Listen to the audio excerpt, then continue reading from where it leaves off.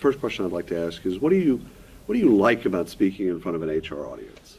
Well, I like HR people because they're obsessed with the same kind of issues that I'm obsessed with, which is talent. What's the nature of talent? What does talent want? How do you find great talent?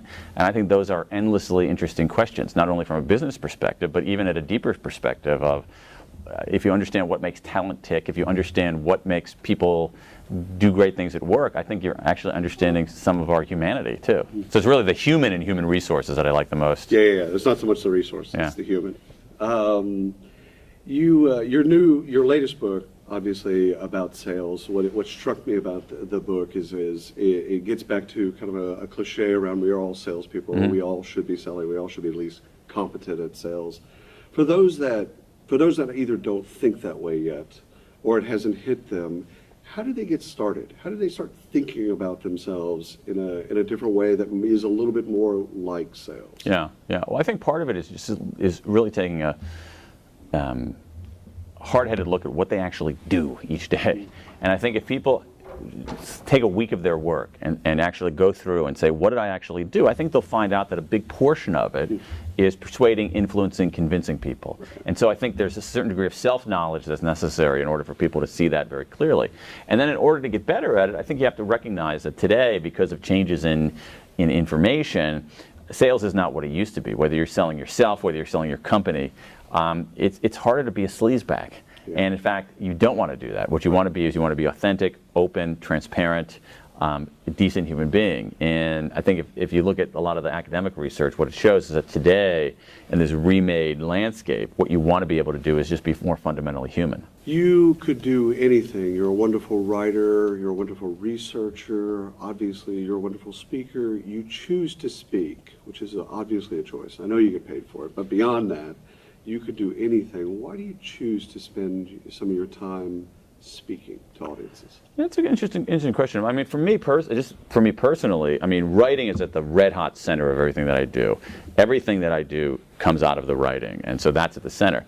What I like about going out and doing things like this is a bunch of things. Number one is you get great feedback. If you say something and people are like, what the hell are you talking about? That's a pretty good indication that maybe you haven't clarified your message enough. I love hearing stories from people. I love hearing people saying, well, what about people hearing stories? Well, here's what I did. Okay, so it enriches me in that way. I like hearing people push back and saying, well, what about this? And what about that? Have you thought about that? That's a great way to strengthen the ideas. It's a great way to lead me to new topics. So for me, it's really it's less about the quote-unquote speaking, and it's more about being out there with people who are interested in the same things that I am and just having that conversation. Yeah, it's genius. You're learning at the same time that you're speaking, which is probably the most appropriate way of going about great speaking. It's not just one way. Right. It's very much two-way. I want to ask you about your next book, because you've written a series of wonderful books. You've made us all very smarter. And I know that you have another, at least 4 or 5 books in you. But let's just talk about what's next. Yeah, right? What's next? What's 2014 look like for you? Well, I'm actually doing something that I haven't done before that I've been wanting to, is that I'm going to take the second half of the year and just go on a sabbatical and actually not work. Nice. Not travel for work and not write, and essentially do a number of things. Number one is just hang out with my family. Number two is really think through in a more strategic, thoughtful way, what's the next chapter? What do I want to do? For me personally, as a writer, the publishing industry is changing in some really, really remarkable ways. I want to try to see if I can begin to figure out a little bit of that, and also figure out what it is the world needs and what kind of small contribution I can make. I made a vow to myself early on that I was not going to be one of those writers who writes the same book every 4 years. I will not do that. And so this check of 6 months to unplug, unwind, step back is a good way to make sure that what I'm doing is fresh and what I'm doing is valuable to people. What's beautiful about that is it's very Buddhist. And I'm, as a Catholic, I recognize that. But it's you need to go and be away and then visualize a new you, and then go back and project a new you, whatever the new you is. I mean, yeah, that's a more elevated way of putting it. Part of it is I'm just tired, Yeah. I'm a little bit burnt out, and I want to recharge my batteries. Yeah. You know, Well, and make sure that I think it's important. I mean, I think it's easy that momentum and inertia take us very, very far, Right. and you can keep doing stuff, and the momentum is in favor of you keep doing stuff, and you have to come up with some kind of external force to say, wait a second, maybe you should stop, or maybe you should go a different direction, or maybe you should just pull off the side of the road, go to the rest stop, hang out, look at the mountains, and figure out your next Which is path. a harder play, because the easier play is to just keep doing what you're doing. Much easier, and believe me, I've done that before. Yeah, we all have, Yeah. right? It's the lazier, it's the easier way. But the Billy Bean has a bit on innovation. If we weren't already doing it this way, how would we do it? Right. And so in some ways, you're going to tear things down. It's very deconstructive. You're going to tear Yes. it down. You're going to build it back up. And on the other side, don't know. Who knows? Yeah, Exactly. Which is ambiguity, which is, Right. again, why a lot of people don't do it, because they can't consume or deal with ambiguity. Right. Right. What do you think the biggest misperception of you or your work is? Well, I mean, again, the premise of your question is that there is a perception to begin with. So just accepting that premise, I'm not sure what it would be. I think part of it, I think that a misperception might be that, let's say for HR, like I've never been an HR director, so why would I have anything legitimate to say to HR professionals? I think that might be one thing. The other thing is I think that there's so many bad business books out there and so many bad business writers out there that I think that people who actually haven't read one of my books might not realize that I do a lot of work on these books. There's a very rich research foundation on which all of these books stand. And so if you just sort of hear about something and say, hey, there's this dude who wrote a book about motivation, you're like, oh God, not another one.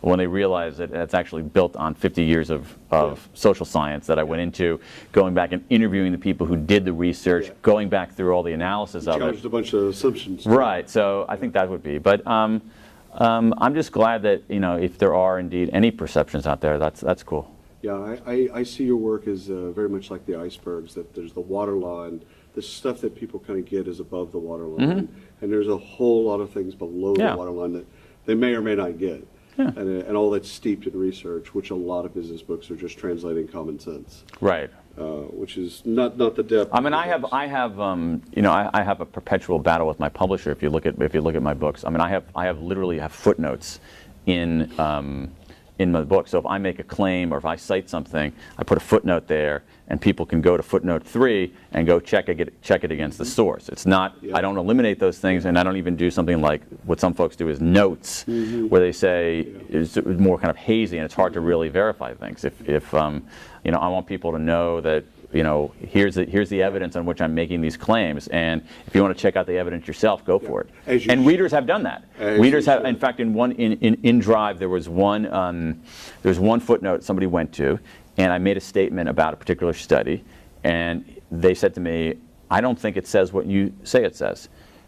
And my first reaction is, what are you talking about? Who are you? And I go back and I look at it, and I was like, oh. Fair statement. I think that you're right and I'm wrong, and I ended up changing it in the next edition of the book. Genius. Oh man, that's genius. Last question I have is, you obviously, in your research, your studies, your travels, your talks, you see a lot of things that are done wrong in sales. In sales, yeah. In sales. What are the 3 or 4 things that are just common mistakes that happen in sales? There's so many of them. I think one of them is that we think that the only way to motivate salespeople is to pay them very low base salaries and very high commissions, as if they're so if they're scared about feeding their family, they're going to do better. I think that's a mistake. There's a lot of, again, built on the research. I think there's an unfortunate bias in favor of hiring extroverts. And there's a lot of research showing that extroverts, super gregarious, super extroverted people are actually terrible salespeople. You want to avoid the super gregarious, super extroverted people. And I think there's also a perception that some people are naturals. Some people can quote unquote sell anything, and others of us can't. And I just think that misperception is completely misplaced. Oh, that's genius. Thank you so much for your time. And your My energy pleasure. My and pleasure. your expertise. Thanks.